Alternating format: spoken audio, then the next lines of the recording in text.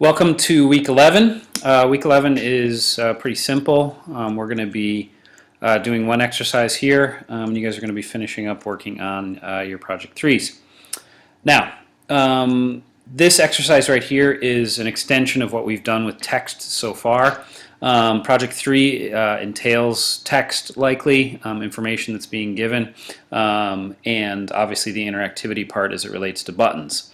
This exercise is going to use filters, in particular a blur filter, and it's also going to show you how to do some shape tweens with text. You may sort of know this from knowing text and shape tweens, but it's just a quick little addition to your knowledge of text. It's a way to create some new visuals as it relates to text, because text might be something you use from here on out. So, in this exercise, I've pretty much set up all the way, if you're looking at your PDF, your sheet for this exercise, I'm all the way up pretty much to step 14.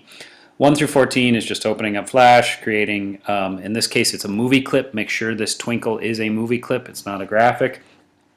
And choosing a decent sized font here because it's going to be a little easier to sort of see what happens with these filters if it is a decent sized font. So let's head into basically step 15. We're going to go to scene 1.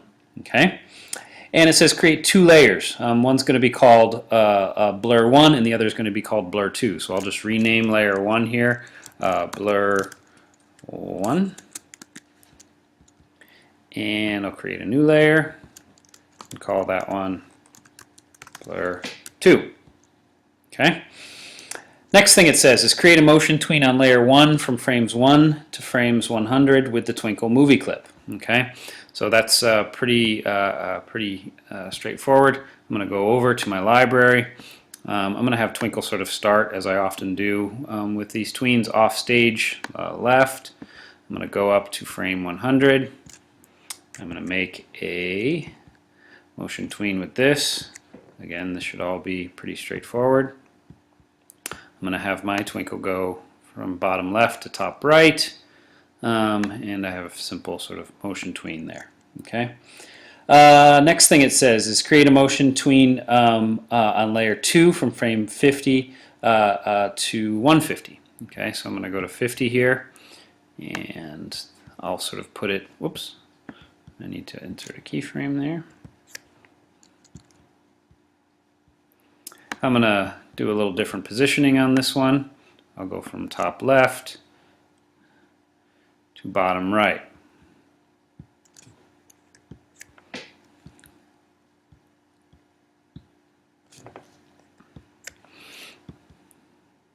Pretty straightforward, 2 different tweens. Okay? So I have twinkle coming across, twinkle coming across. Okay? Now, this is where it sort of gets interesting in terms of the filter. Step 19, click on the last frame of the layer 1 or the blur 1 and click on the instance of that movie clip on the stage. A blue bounding box should appear. So I'm going to go to my blur 1 and I'm going to click on that last frame. You should see this blue bounding box right here. Okay, that says that we are altering or dealing with the instance. Remember, the instance of that thing on the stage. Okay. Now, next thing it says is open or click on the Properties window and scroll down to the Filters drop-down menu. Okay. Generally, your libraries and properties are both open. I'm going to go to my Properties, and down here we've dealt with color effect before. We're going to see this little filter drop-down menu. And I'm going to click on it, and you'll see that there's some different sort of filters we can choose from. Drop shadow, which adds a shadow, glow, bevel. These are all sort of visual things that potentially add something to your movie clip. In this case, just the word twinkle. So what I'm going to do is I'm going to choose blur. And when I choose blur, the sort of values, what's called the value of the blur, shows up here. And it's basically asking me on the x-axis of this movie clip twinkle, and on the y-axis, how much do I want to blur it? Okay, you have a couple choices here. One choice over here is linking the properties of these values, meaning that if I click that and lock it, you'll see that that locks or unlocks. If I lock it, if I were to go and change this to 50 pixels, it changes both the X and Y to 50 pixels. If I unlock that and choose, say, just to have one of them, you'll see that they only blur one way. The X and Y indicate sort of the Y and X axis of this movie clip.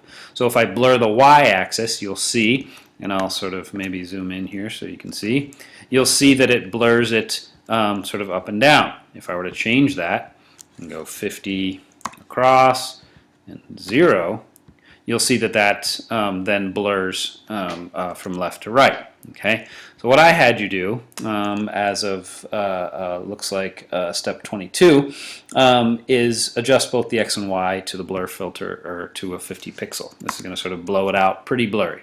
Okay, now you're going to repeat the same filter for your blur layer 2. So I'm going to zoom out and sort of go find that one. Again, we're just basically following the steps where we go to that last frame of that motion tween. I'm going to choose blur, and I'm going to choose 50. Okay. Now, let's test this real quick so we can sort of see what's happening, and then we'll go on to the last portion of this. This is a simple motion tween. Okay. And it goes from a more crisp version, so it starts out crisp, and as we go, it gets more and more blurry. Okay. If you were to look at something like this and think, you know, that's too much, I can't read the text, you might tone back the amount of pixels it's blurring, okay, so that it has longer to be a sort of crisper version of that bit of text, okay. But for now, we're going to leave it at that 50, okay. Now, the next couple steps are kind of a separate little exercise, but it was pretty easy in terms of time to sort of fit these into one exercise. So we're going to stick with this Twinkle Twinkle Little Star, Twinkle Twinkle are going to be sort of the examples of the blur filter working. And our next little bit here, meaning steps 24 through 30, are basically dealing with this idea of using shape tweens with text. So we're going to do the little star portion of this on those steps. So step 24, insert a new layer and name it text tween. So I'm going to go to new layer here. I'm going to call this text tween. Okay. And then it says insert a keyframe on frame 100 of that layer. So I'm going to go here, insert a keyframe. Okay. And then it says draw a rectangle with the text tool off the stage on the bottom. So I'm going to go to the text tool, make sure I'm still on that frame so I know that that's where that's happening. So I'm going to draw this, and I'm going to type the word little. Okay? And I'm going to move this just to make sure it's pretty much at the bottom, but real close to that edge so we can still sort of see it say little. Little. Now it says choose modify break apart twice. Okay, this is sort of similar to what we did with the bird during the timeline thing, where we're breaking this apart and turning it into a graphic that can be we can use shape tween with. So I'm going to go to modify break apart. You'll see that, and I'll zoom in so you can see.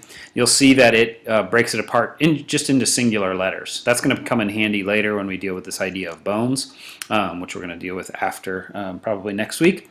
And then we're going to go to break apart again. You'll see that at this point you get the sort of little dots that sort of indicate that that's it's not really text anymore. It's more of a shape that was just sort of drawn. Okay, so I'm going to zoom out. Okay, oops, I think I undid the break apart. Okay, there we are. Next thing it says is go to frame 200 and insert a blank keyframe. Okay, so I'm going to go up to frame 200, and it's very important that we insert a blank keyframe. Okay, if we inserted a keyframe, it would take that little with us. Okay, and we don't necessarily want that. We're going to do something different up here. So I'm going to insert a blank keyframe. So it basically brings little all the way up to basically frame 199, and then at frame 200, it's blank. That's what we want. Okay, we're going to choose the text tool again, and this time I'm going to draw it right at the top here, and I'm going to type star.